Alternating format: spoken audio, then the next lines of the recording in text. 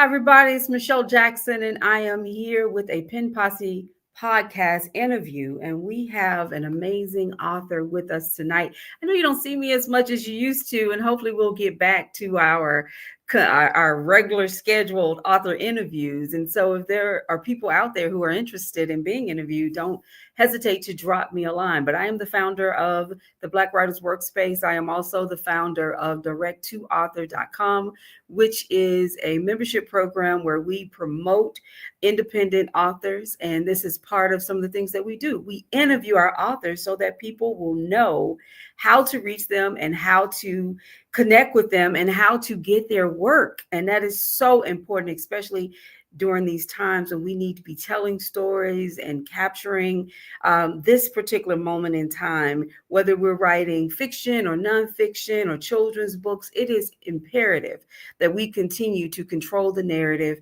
and push our stories forward. So tonight we have a dynamic conversation with a new author who just dropped his book this year in June. Amadou Camara. He is with us tonight. He is a survivor, a storyteller, an architecture designer from West Africa who now lives in the United States. And he just dropped his memoir. And we are going to learn about his experiences and why he decided to write his book, Climbing the Hill, a story of struggle and survival. So let's bring him on the screen. Hello, how are you? I'm doing fine, Michelle. Hi. Hi. This is so amazing to have you here. Um, I've probably interviewed about 200 authors at this point, and I'm really excited because we tap into the authors from the Black Writers Workspace, which is an online community that I started back in 2020. It's a community designed so that our independent authors will have space to learn about marketing and writing, and that we can stay connected and that we can continue to move our stories, our narrative forward. I also am the founder of direct2author.com, and your book is there, and it is our bookstore. And I do challenge everyone to go out to direct2author.com. Is at the bottom of the screen, and you can find books from our independent authors. And so you come to me as part of the direct to author family. Really happy to have you here. We're going to talk a little bit about your book. We are live. So for those of you out there, please drop your information. Let me know where you're from. And we're going to be taking questions from you. So if you're on YouTube, please subscribe. And if you're on Facebook, whether you're on Facebook or YouTube, you can still drop your questions and we can see them on this. We're going to put them on the screen so that we can get you some answers live about this dynamic book, Climbing the Hill, a story of struggle and survival. Let's take a look at this book. Look at this. This is amazing. Climbing the Hill. Love this. Love this. It's a memoir. I love this hat. What's the story of the hat? Tell me that before we get into it. The story of the hat, it was a gift from one of my friend back home in Guinea. So it's all love, you know? All And love, all love. yes, yeah. So you're from Guinea, West Africa, and hmm you are a new author. You're a storyteller. You're an architect. You have an amazing story to tell. Share with us a little bit about you. Tell us something we don't know, and tell us what inspired you to write this book. Well, Michelle, first of all, I would like to thank you for the opportunity that you've given me to be here today. And I'm very grateful for that. So, my name is Amadou Camara, originally from Guinea. It is a West African country. I grew up in a community where survival was a daily task, and education was a privilege that we had to chase, not something handed to us. So, my early years was shaped by hardship, but it also shaped my resilience. So I came to the United States through the diversity visa lottery, and I've worked my way into the field of architecture. Today, I'm an architectural designer, a storyteller, like you said it, and a proud believer in the power of perseverance. My work, both in design and in writing, centers on building things that last, whether it's physical structures or stories that give others hope. So, as you guys know already, so I'm the author of Climbing the Hill, but more than that, I'm someone who has known what it feels like to be invisible. I've carried water on my head as a boy before the sun rose, and I've walked into American classes afraid to speak because I didn't know English at all.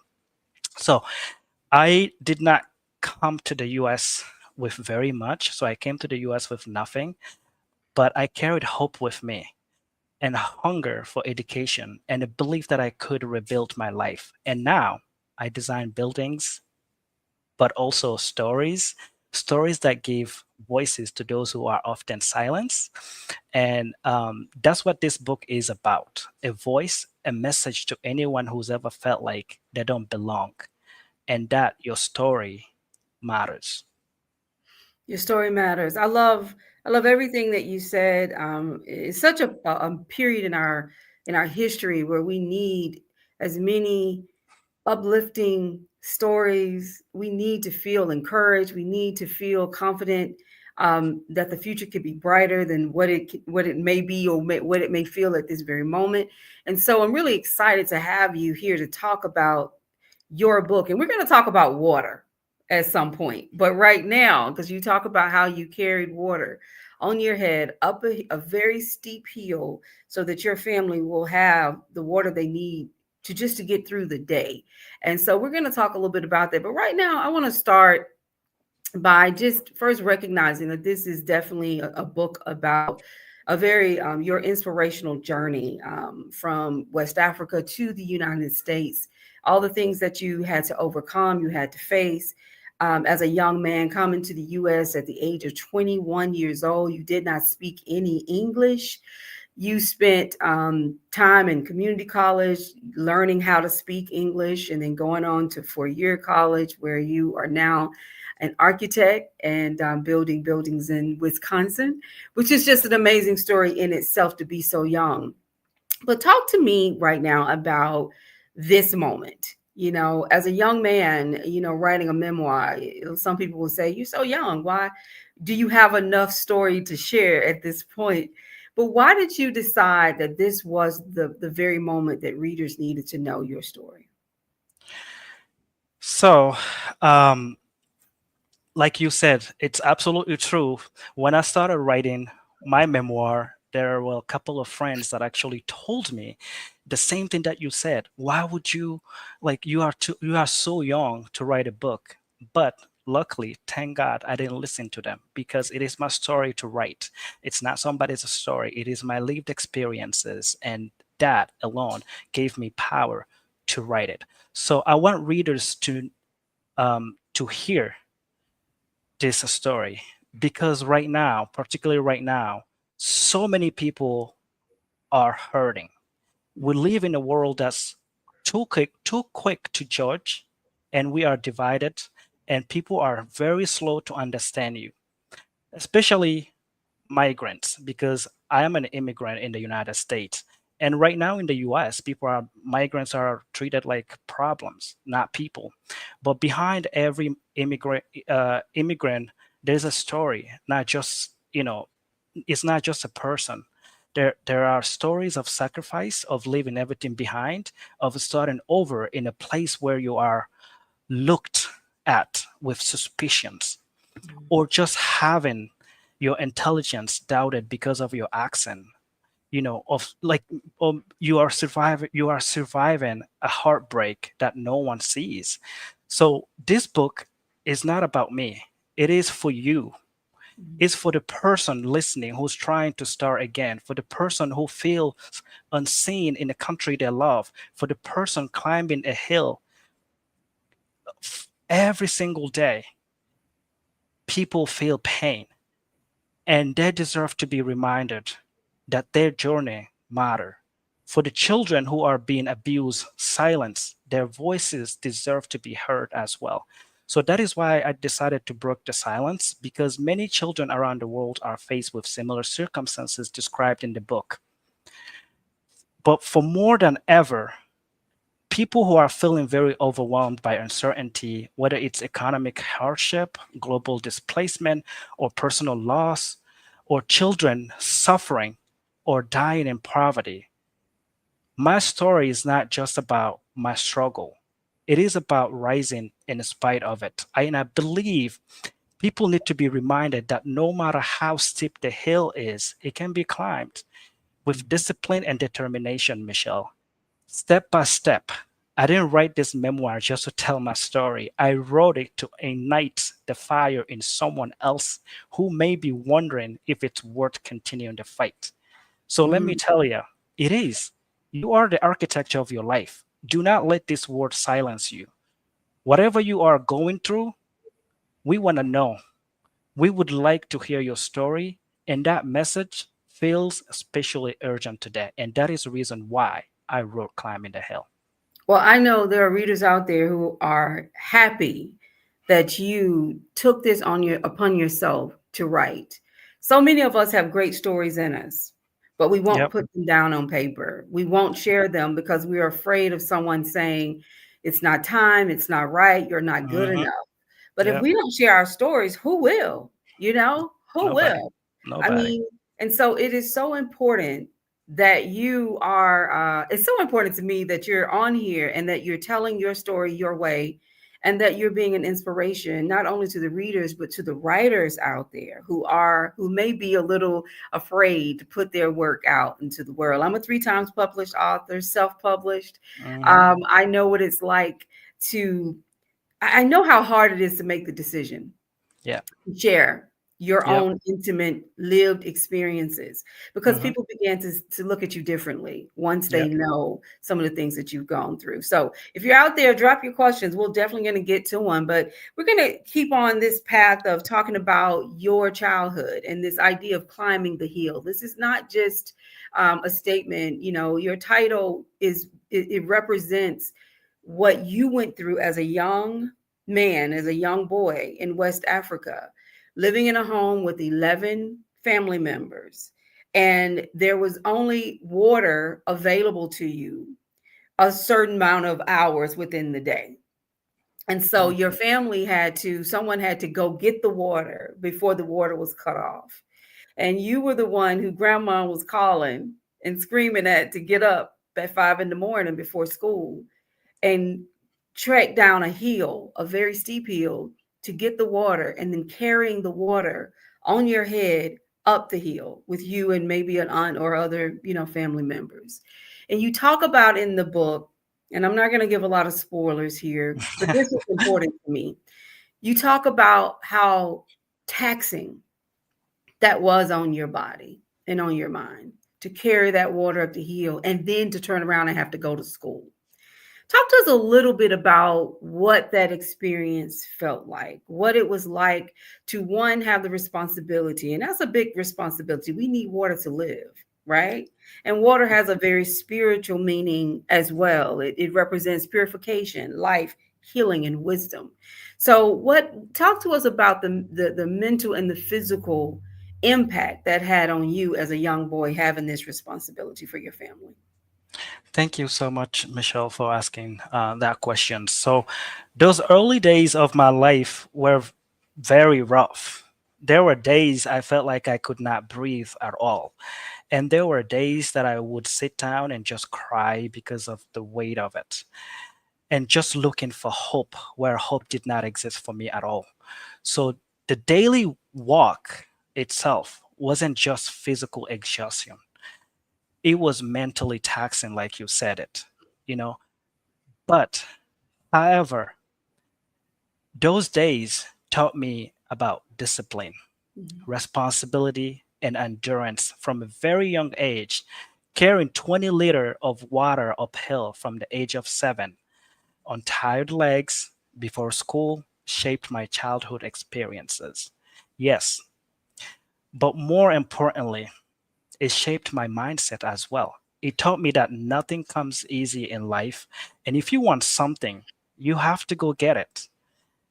That early ritual of climbing the hill became a metaphor for life Mhm. itself. No matter how tired I was, I had to keep going. And it was relentless, as I described it in the book.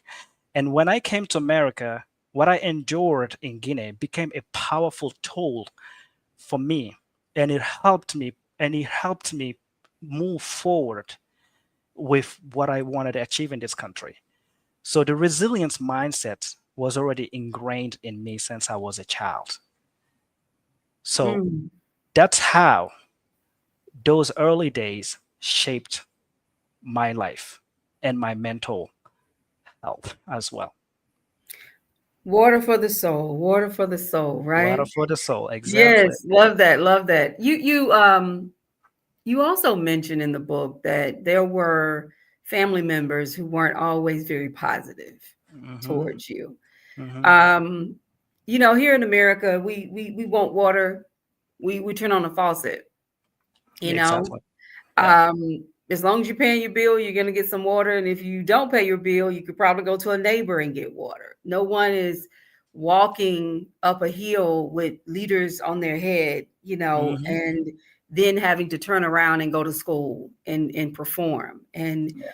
be happy and be, pleasant. That doesn't create that type of environment for you. But you do talk about your family dynamic. Share with us a little bit about how that impacted you as well.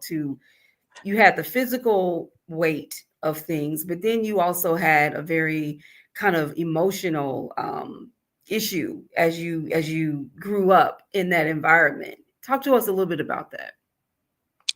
Um, Michelle, like as I described it in the book, I was only 2 years old when I started living with my grandmother, and then at the age of 7, we started experiencing the water crisis. And then water would not get up to the hill, and we have to go down to the hill, and usually sometimes we have to travel 2 miles to get the water, and that was very painful. The pain in my back felt like very intense. It was absolutely unbearable. And then my leg felt like they were made out of lead. So, um, and the reason why I was living with my grandmother was because my father passed away early in my life. So, and his absence created a void for me. But it also became a powerful teacher. The struggle that I was going through, I learned early on what kind of man I didn't want to be. I had to define manhood, not by presence alone, but by values. So Mhm. integrity, responsibility, compassion. So being a man to me is about being accountable to those who you love and to the legacy you are going to leave behind. So while I didn't have a father to guide me, I found guidance in the struggles in myself. So my family were not really supportive of me. So I had to cultivate those feelings and just be there for myself, because sometimes all you have is you, and you have to take Mhm. care of yourself. So while my father's absence left a hole in my heart, I did not know how to feel for a very long time. But eventually, I realized I could either let that hole consume me, or I could let that hole guide me.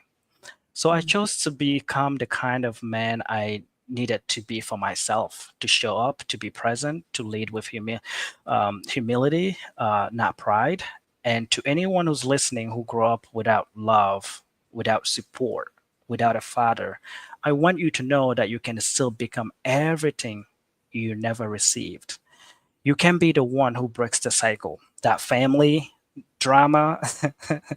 You can be the one who writes a new story for your next generation. And that is the kind of message I want people to understand, Mhm. because we all have problems, family problems in our lives. And that itself, don't let those things hold you back.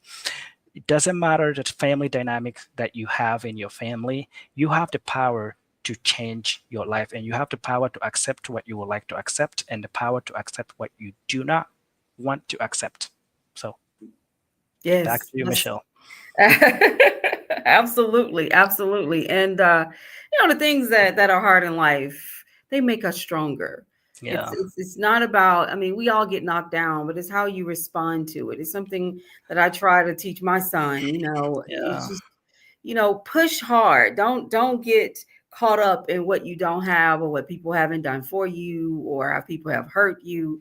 You live and you will get hurt by people. Absolutely. People will Yeah. disappoint you, but it's how you respond to it. So I love the positivity, and I love how you took on so many tough things, things that really, when I look at them, when I read them, there is nothing there to say that you would have come this far. Like there are so many things that happened to you throughout your childhood that could have left you in a completely opposite or a Mhm. horrible situation, but instead you climbed that hill and you overcame those things. So congratulations on that.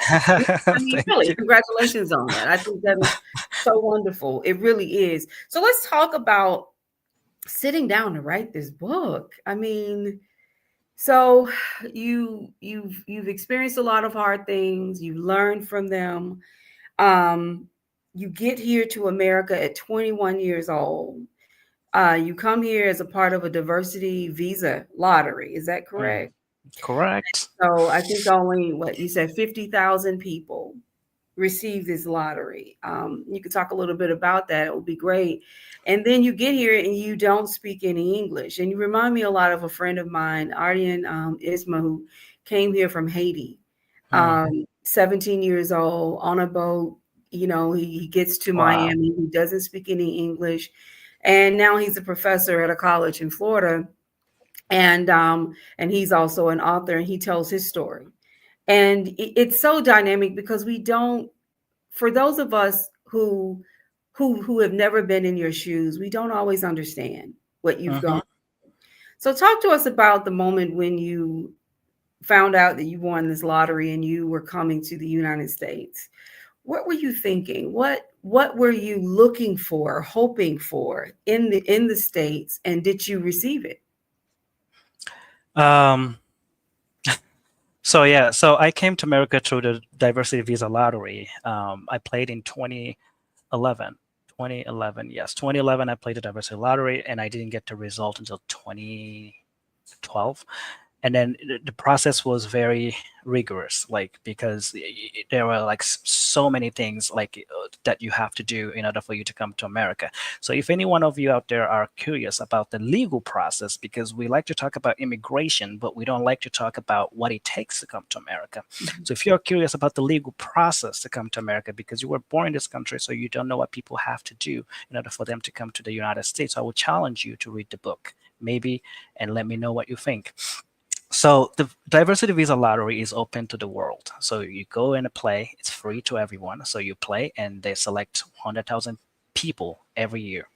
So out of those 100,000 people selected, only 50,000 people are granted a visa. So it's like you going to, because we there are billions of people in the world. So it's like you going to play the Mega Million, and the likelihood for you to be selected is not happening probably, you know.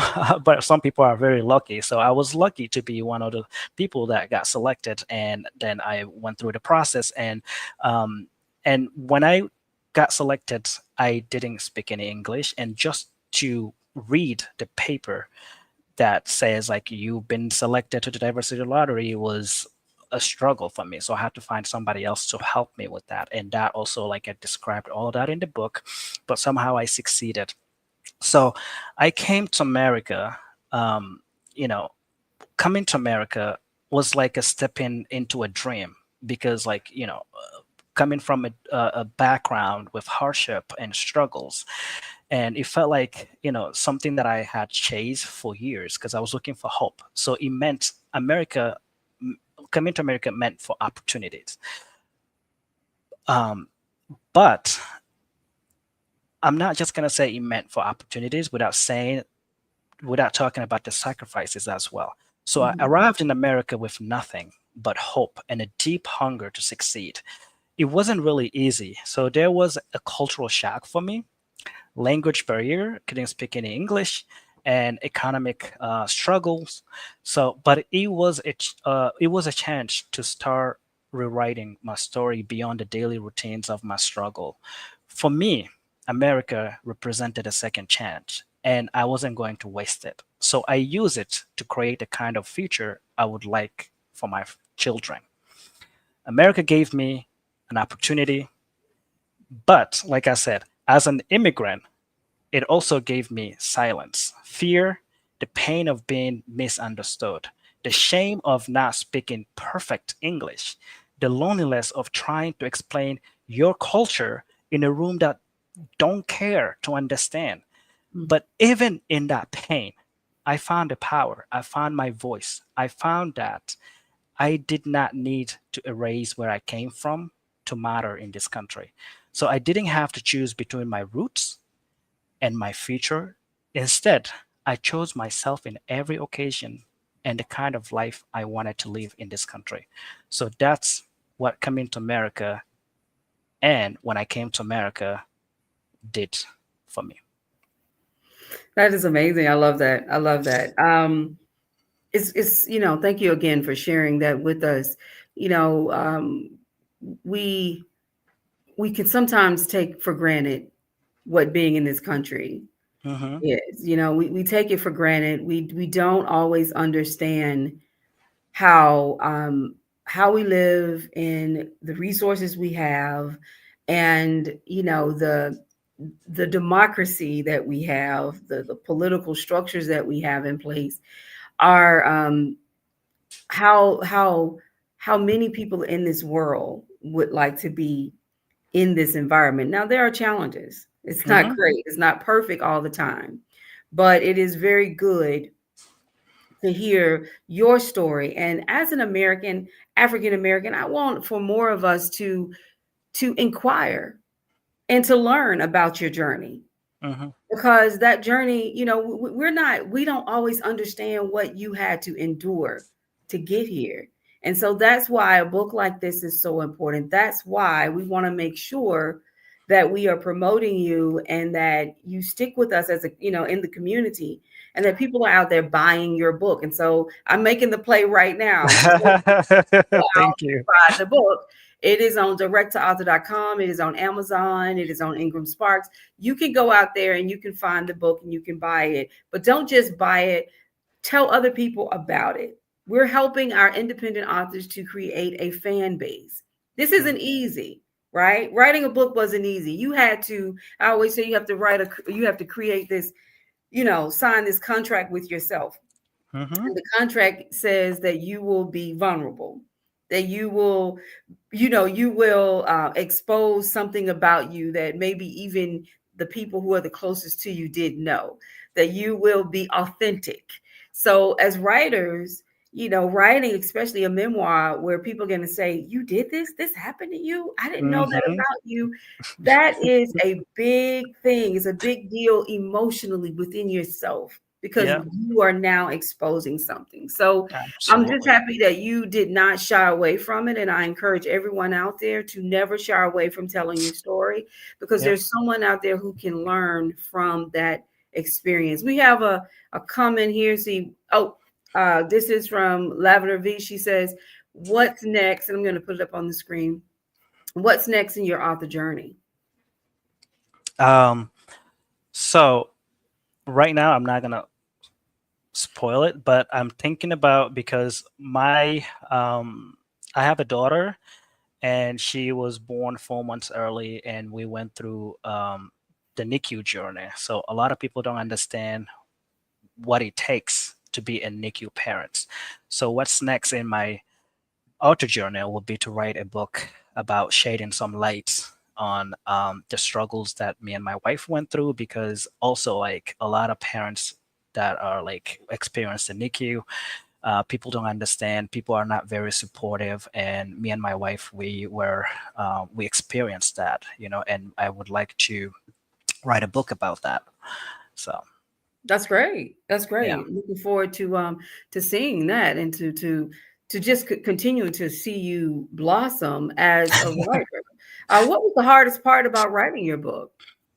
The hardest part about writing the book was to kind of like you said, it was just like sitting down and diving into your own journey, Mhm. because like if you are writing especially about things that were so painful in your life, that's very like you are it's like reliving.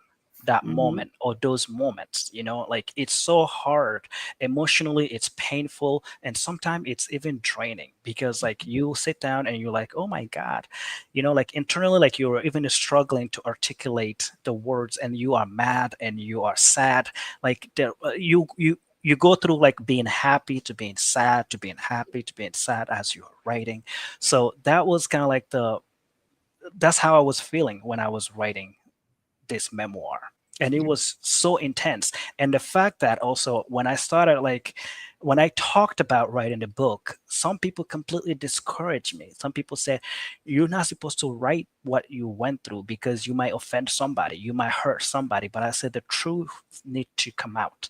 And Mm-hmm. it is a way for me to heal, but it's also for me to inspire a lot of people, like a lot of so many we have America is built on immigration.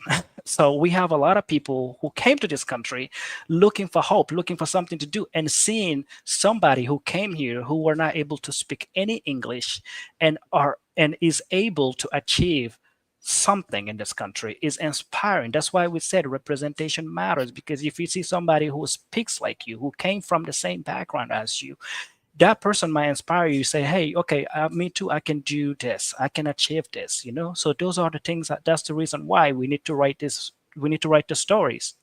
We need to tell the story so we can inspire others, so we can encourage others to seek more, to do more, and to be more in life. It's not just something that you don't have to stay in your comfort zone. Like you have to step out of your comfort zone and do what you would like to achieve, regardless what people have to say. Regardless, if somebody is being hurt because you are writing something, then that's that person's problem. That's not your problem. But Mm-hmm. if you have to tell your truth, you gotta tell that truth no matter what. if Yeah. it's gonna if it's gonna allow you to heal and move forward with your life, that's what you need to do. That's what you need to focus on, getting better and better and better every single day. Writing is so therapeutic, and Like I that. think that um I want everyone to think about the fact that in this political environment we're in, that one of the first major assaults has always been on books. You ever notice that? It's the Yes. banning of a book. And we don't quite I mean, as much as the stats may say we don't read as much and people aren't buying books the way they Mm. used to, reality is power is in the words. Yep. And that it's healing our community, is exposing things that need to be exposed, and it's healing us. It's extremely therapeutic. And so we can't, always defend the word, always defend the book. That's how I feel, because when I hear book bans, I just feel like it is a censoring that is taking our voices away, and we have to fight to keep Hmm. our voice alive. Yep. I wouldn't know about your story if you hadn't have written about it. You Absolutely. understand how Yeah. powerful that is? Yeah. We are, the power is not just in making money with these books. The power is in sharing something that is important, healing, helping yourself heal, and helping the community heal. And nothing would do that better than a book and a story and a narrative. And so I'm really happy to have met you and to see that you're Thank doing you. so well. Yeah. You're in the States, you're an architect, you work for Mm. one of the best firms in the Wisconsin area. You're welcome to shout them out as well. You told me you're working on looking at what we were talking about, STEM, science and technology buildings, which Hmm. is very important at this time. So I know that you've taken this huge journey. So what I say about your memoir is this is part one of your memoir. Part two would be, 20 years from now, when you want to tell us all the things that you discovered once you climb that hill and you look out over that horizon.